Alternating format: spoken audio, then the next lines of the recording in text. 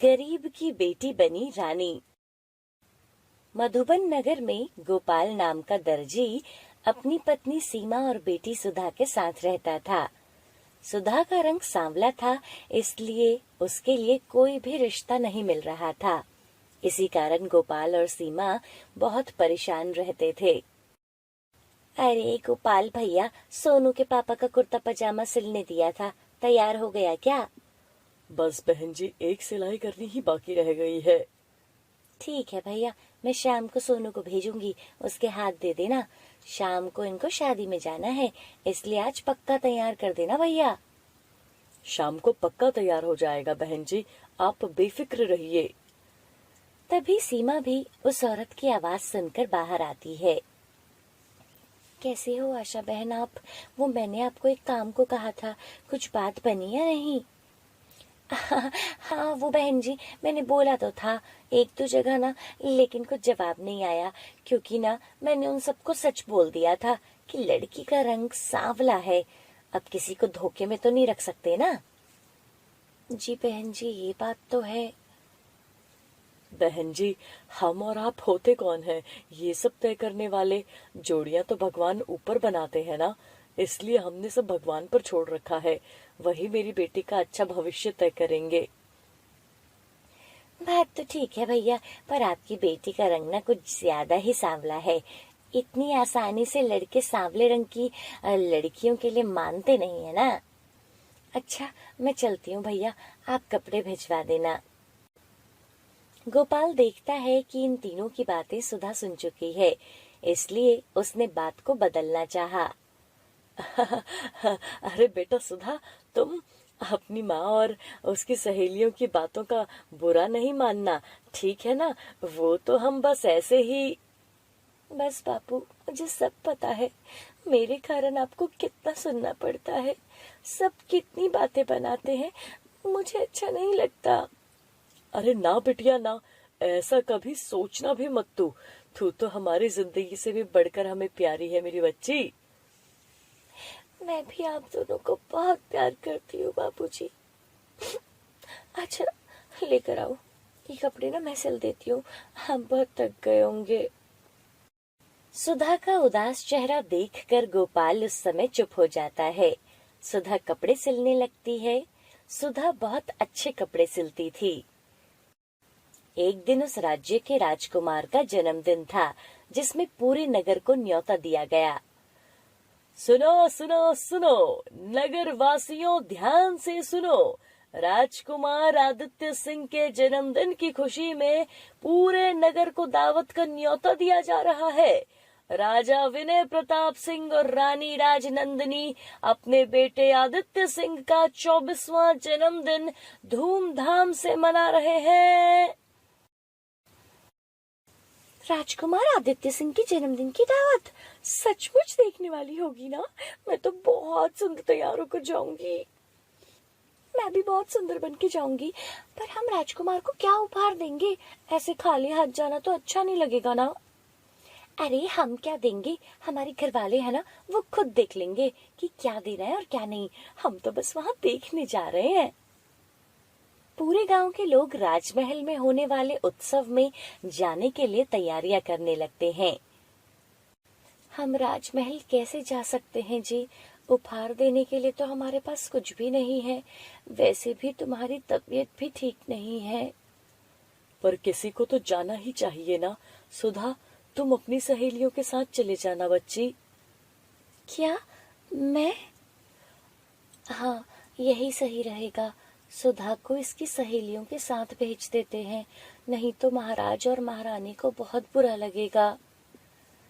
ठीक है, आप चिंता मत करो, मैं चांदनी के साथ चली जाऊंगी। सुधा राजकुमार के जन्मदिन के लिए जाने के लिए तैयार तो हो गई, पर वो अभी भी यही सोच रही थी कि आखिर वो राजकुमार के लिए उपहार में क्या लेकर जाए। तभी उसके दिमाग में तरकीब आई। राजकुमार के जन्मदिन के लिए ना एक सुंदर सी पोशाक तैयार करके ले जाती हूँ, उनको जरूर पसंद आएगी। सुधा राजकुमार के लिए बहुत ही सुंदर पोशाक तैयार करती है और सबके साथ राजमहल पहुंच जाती है। बहुत संख्या में लोग जन्मदिन की दावत में पहुंचे थे। उन सब के बीच सुधा बहुत ज्यादा घबरा रही थी। राजकुमार को तो कीमती उपहार मिल रहे हैं। इतने सारे उपहारों में मेरे द्वारा सिली हुई मामूली सी पोशाक क्या राजकुमार को पसंद आ जाएगी? राजकुमार को तो अपने हाथ से मुझे देने की हिम्मत भी नहीं है। नहीं नहीं, मैं चुपचाप ना राजकुमार के कक्ष में इसे रख देती हूँ। सुधा पोशाक को राजकुमार के कक्ष में रखकर अपने घर आ जाती है। सुधा बिटिया, तू राजकुमार से बिना मिले ही घर आ गई। उन्हें पता कैसे चलेगा कि तूने उपहार में उन्हें वो पोशाक दी है?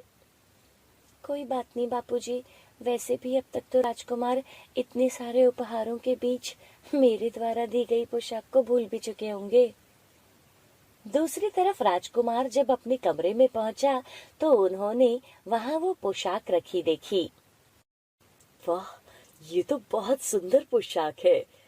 पर मुझे जहाँ तक याद है सबने मुझे उपहार दिए। मैंने सबका चेहरा देखा, पर ये उपहार तो मेरे हाथ में किसी ने नहीं दिया। मुझे कैसे पता चलेगा कि बाहर मुझे ये उपहार किसने दिया है और मेरे हाथों में दिए बिना ही यहाँ मेरे कक्ष में रख दिया?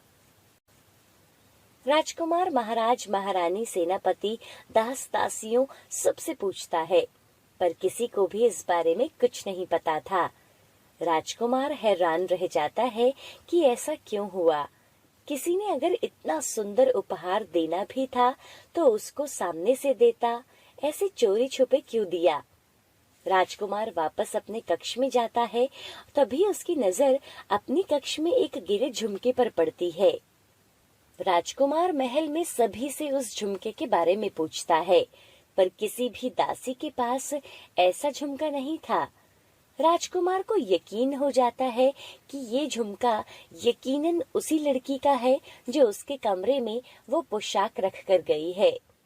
राजकुमार इस बात को पता लगाने के लिए पूरे नगर में सैनिकों को भेजता है वो पोशाक किसने दी, लेकिन उसके लिए सब लोग मना कर देते हैं।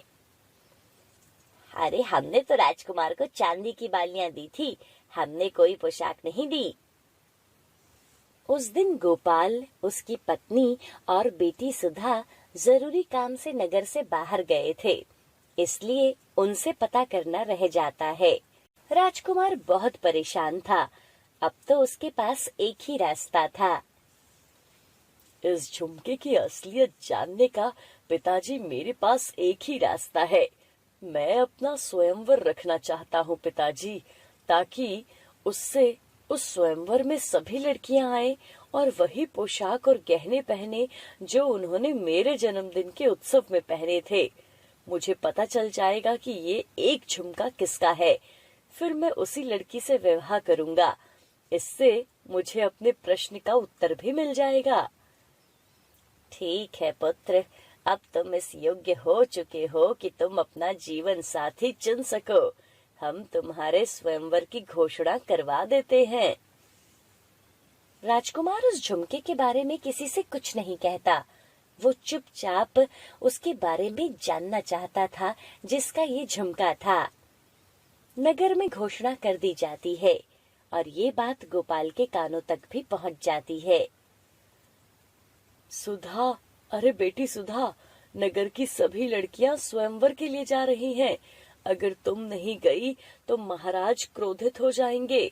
उन्होंने नगर की सभी युवा कन्याओं को स्वयंवर के लिए आमंत्रित किया है। पर मेरा वहां जाने का कोई फायदा नहीं है पिताजी, क्योंकि मैं तो देखने में बिल्कुल भी सुंदर नहीं हूँ। राजकुमार तो मेरी ओर देखेंगे तक नहीं, फिर मैं वहां जाकर क्या करूंगी? बेटी, ये तो भाग्य की बात है ना। अगर तुम्हारे भाग्य में राज सुख लिखा है तो उसे कोई नहीं छीन सकता, और यदि नहीं लिखा तो तुम अपना कर्तव्य निभाकर लौट आना।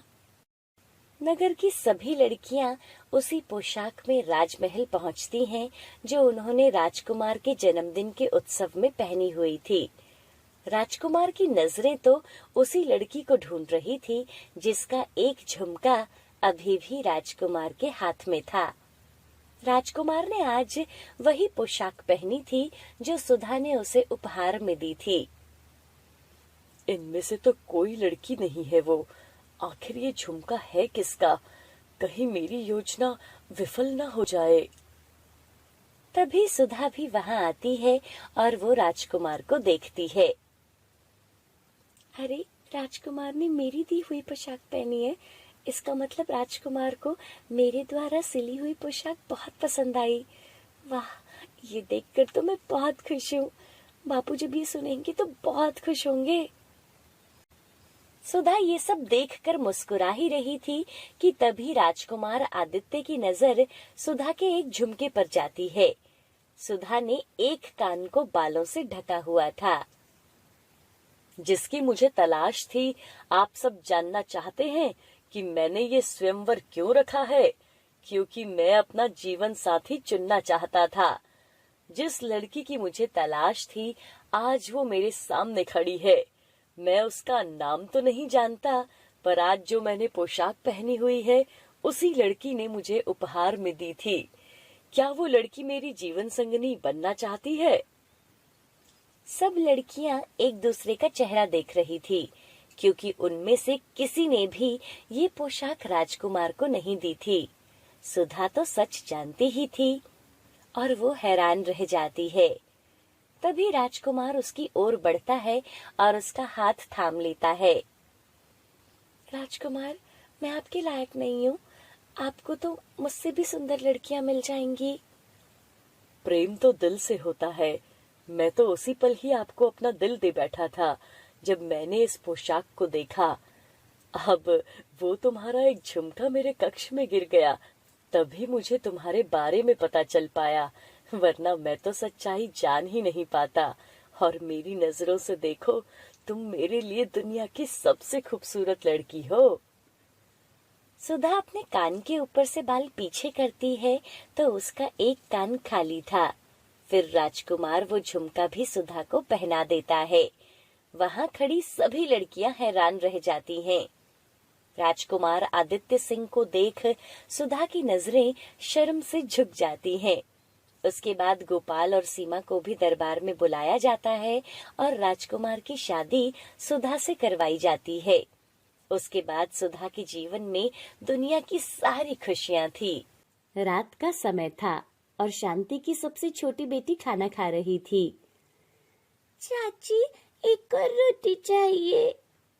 रोटी चाहिए तुम्हें? हाँ, अभी देती हूँ। कालंदी उठती है और रिया के मुंह पर जोर से चांटा लगा देती है और अपने कमरे में चली जाती है। रिया को रोते हुए सांस नहीं आ रहा था और वो जोर जोर से रो रही थी। क्या हुआ बेटा, क्यों रो रही हो? माँ, वो ना चाची ने रिया को जोर से थप्पड़ लगाया। थप्पड़? पर क्यों? माँ, रिया ने तो चाची से बस रोटी मांगी थी। शांति ने रिया को गले से लगाकर चुप कराया। चुप हो जा मेरी बेटी, मैं अभी तुझे रोटी देती हूँ। पता नहीं ये कालंदी ऐसा क्यों करती है, जब देखो अपना सारा गुस्सा मेरी बच्चियों पर निकालती रहती है। ये क्या तरीका है? बच्ची ने तुमसे रोटी मांगी और तुमने उसे थप्पड़ लगा दिया। आखिर मेरी बच्चियों ने तुम्हारा क्या बिगाड़ा है? अपनी इन मनहूस बेटियों को ना मेरे सामने मत आने दिया करो। इनको देखकर मेरा दिमाग खराब होता है। ये तुम कैसी बातें कर रही हो? तुम्हारा दिमाग खराब है क्या? इतने में कालंदी का पति किशोर भी वहां आता है। अरे क्या हुआ, क्यों चिल्ला रहे हो आप लोग? देखिए ना, ये सब देखो कैसे मिलकर मुझ पर चढ़ रही हैं। अब तो इनका बहुत हो गया है जी, मैं इनके साथ यहाँ और नहीं रह सकती। अच्छा, हम चढ़ रहे हैं और जो आपने किया उसका कुछ नहीं? अरे यार बस करो भाभी, मैं सब देख रहा हूँ। जब से भाई का देहांत हुआ है, आप खुद को ही घर की मालकिन समझ रही हो, लेकिन ये घर अब मेरे नाम है। आप अपनी बेटियों को लेकर यहाँ से निकल जाओ। शांति के पति का अचानक बीमारी से देहांत हो गया था और वो तीनों बेटों की जिम्मेदारी शांति पर छोड़ गया था। ऐसे में उसके देवर और देवरानी ने उसे घर से निकाल दिया। ये आप क्या बोल रहे हो? मैं अपनी बच्चियों को लेकर कहाँ जाऊंगी? मेरा कोई ठिकाना नहीं है। माँ बापू भी अब नहीं रहे। ये सब हम नहीं जानते, तुम अभी इस घर से निकल जाओ, समझी? नहीं कालंदी, ऐसा मत बोलो।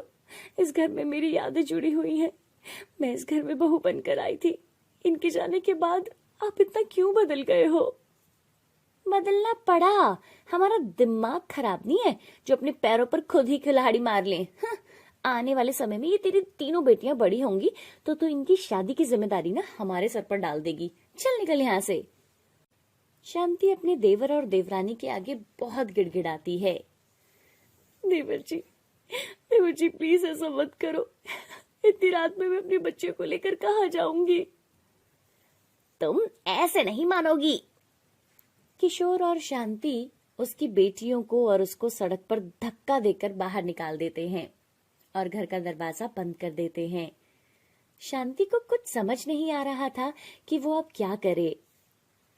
हे भगवान, अब मैं इतनी रात को अपनी तीनों बेटियों को कहाँ लेकर जाऊं? हे प्रभु, मेरी मदद करो। शांति अपनी बेटियों का हाथ थामे रात के अंधेरे में सड़क पर चल रही थी। मम्मी, मुझे बहुत डर लग रहा है। और तभी अचानक से मौसम खराब होने लगता है। आसमान में बिजली चमकने लगती है। अंधेरे में कुछ भी नहीं दिखाई दे रहा था। चिंता मत करो बेटा, मैं तुम्हारे साथ हूं ना। मम्मी, अब हम कहाँ जाएंगे? ताई जी ने तो हमें घर से निकाल दिया। माँ, लगता है बारिश होने वाली है। हाँ बेटा, तुम डरो नहीं, मैं तुम्हारे साथ हूँ। और तभी बहुत तेज बारिश होने लगती है। बच्चों चलो जल्दी से ना हम उस पेड़ के नीचे छुप जाते हैं। शांति और उसकी बेटियां पेड़ के नीचे छुप जाते हैं। तभी एक गाड़ी वहां आकर रुकती है और एक आदमी गाड़ी से बाहर निकलता है। अरे बहन जी, आप यहाँ बच्चों के साथ क्यों बैठी हो? आपको कहाँ जाना है? उसके बाद शांति उसे सारी बात बताती है। आपके साथ तो बहुत बुरा हुआ बहन जी। आप ऐसा करो, आप मेरे साथ चलो, मेरा घर यहीं पास में है। शांति अपनी तीनों बेटियों के साथ उस गाड़ी में उस आदमी के साथ उसके घर चली जाती है। आप यहाँ आराम से बैठो, मैं दीदी से बोलकर कुछ खाने के लिए मंगवाता हूँ। और वो आदमी घर के अंदर जाता है। माँ, मुझे बहुत तेज से सुसु आई है। रुको बेटा, मैं भी वॉशरूम के लिए उनसे पूछ कर आती हूँ। अरे दीदी, देख लो कितनी जबरदस्त आइटम लाया हूँ। और इसकी बच्चियों को तो देखो, कुछ समय के बाद आपको अच्छा धंधा करके देंगी। अब तुम मुझे बताओ, इन सब के तुम मुझे कितने पैसे दोगी? हे भगवान, ये हम कहाँ आ गए? मुझे जल्दी यहाँ से निकलना होगा। शांति जल्दी से उस कमरे का दरवाजा बंद कर देती है। बच्चों जल्दी भागो यहाँ से, ये लोग बहुत खतरनाक है। अरे दरवाजा खोलो। अरे कहाँ भाग रही हो तुम? मैं तुम्हें नहीं छोड़ूंगा। अरे दरवाजा खोलो, कहाँ भाग रही हो तुम? शांति और उसकी तीनों बच्चियां वहां से भाग जाती हैं। बाहर जोरदार बारिश से वो अपनी जान बचाकर भाग रही थी। तभी शांति देखती है कि सामने माता रानी का एक मंदिर है और वहां से घंटियों की आवाज आ रही थी। चलो बच्चों, जल्दी से माता रानी के मंदिर में चलते हैं, वहां हमें कोई कुछ नहीं कहेगा।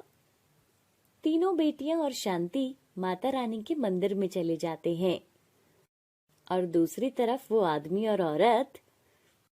हमारी तो किस्मत खराब है दीदी, इतना अच्छा सौदा हाथ से निकल गया और हम यहाँ बंद हो गए हैं। अब सुबह काम वाली आएगी तो वही दरवाजा खोलेगी। हे माता रानी, आज आपने मेरी और मेरी बेटियों की जान बचाई है, आपका बहुत बहुत धन्यवाद। तभी मंदिर का पुजारी उनकी आवाज सुन लेता है। बेटा, माता रानी तो आए हुए हर भक्त की मदद करती है जो भी उसकी शरण में आता है। तुम्हें यहाँ डरने की कोई जरूरत नहीं है बेटी। और तुम इतनी घबराई हुई क्यों हो? इतनी बारिश में तुम कहाँ जा रही थी? अब क्या बताऊं पंडित जी। शांति की आंखों में आंसू थे और वो रोते हुए अपनी दुख भरी कहानी पंडित जी को बताती है। बेटी, तुम चाहे तो इसी मंदिर में रहकर माता रानी की सेवा करो, यहाँ तुम्हें किसी प्रकार का कोई डर नहीं होगा। पुजारी जी की बात सुनकर शांति को थोड़ी तसल्ली होती है। उस दिन से शांति अपनी तीनों बेटियों के साथ माता रानी के मंदिर में ही रहने लगी थी और उसकी तीनों बेटियां माता रानी के मंदिर में सेवा करती थी। वहां की साफ सफाई का देखभाल ये सब शांति ही संभालती थी। एक दिन शांति पुजारी जी से कहती है, पुजारी जी, मैं सोच रही थी कि मंदिर के बाहर ही फूल माला और पूजा की सामग्री बेचने का काम करके थोड़े पैसे कमा लूंगी, ताकि अपनी बेटियों को स्कूल में पढ़ा लिखा कर उनकी शादी कर सकूं। ये तो बहुत उत्तम विचार है बेटी। मैं कल ही फूल वाले और सामग्री वाले की दुकान पर तुम्हें ले चलूंगा। तुम्हें उधार पर फूल माला और सामग्री दे देगा। जो भी कमाई होगी उसमें से तुम उसके पैसे चुकाकर बाकी की कमाई अपने पास रख लेना और धीरे धीरे तुम्हारा काम शुरू हो जाएगा। पुजारी जी उसे पास की कुछ दुकानों से पूजा की सामग्री दिलवा देते हैं। अब धीरे धीरे शांति मंदिर के पास खाली जगह पर फूल भी उगा लेती थी और उनसे फूल माला बनाकर अपनी दुकान पर बेचने लगी थी। शांति ने अपनी बेटियों को एक सरकारी स्कूल में डाल दिया और उसकी बेटियां पढ़ने जाने लगी थी और शाम को आकर वो अपनी माँ की मदद करने लगी। माँ, अब आप मंदिर के कमरे में जाकर आराम कर लो, दुकान को हम देख लेंगे। हाँ माँ, अब थक गई होंगी। मेरी तीनों बेटियां कितनी सयानी हो गई हैं। फूल ले लो, फूल, ताजा ताजा फूल ले लो। ऐसे ही समय बीतता गया।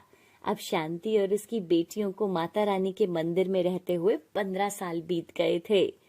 शांति के मंदिर के बाहर की फूलमाला और पूजा सामग्री की 2 बड़ी दुकानें थी। मंदिर के पुजारी जी का निधन हो चुका था और उससे पहले ही पुजारी जी मंदिर का सारा कार्यभार शांति को सौंप गए थे। अब मंदिर का सारा कार्य शांति ही संभालती थी। शांति की तीनों बेटियां बड़ी हो चुकी थी। शांति को शहर में बहुत से लोग जानते थे, क्योंकि उसका व्यवहार सबसे अच्छा था और वो सभी से परिचित थी। शांति को अपनी तीनों बेटियों की शादी करने के लिए कोई परेशानी नहीं हुई। माता रानी के आशीर्वाद से शांति की तीनों बेटियां आज अपने ससुराल में सुखी हैं। कहते हैं ना, जिसका कोई नहीं होता उसकी रक्षा करने के लिए स्वयं भगवान होते हैं।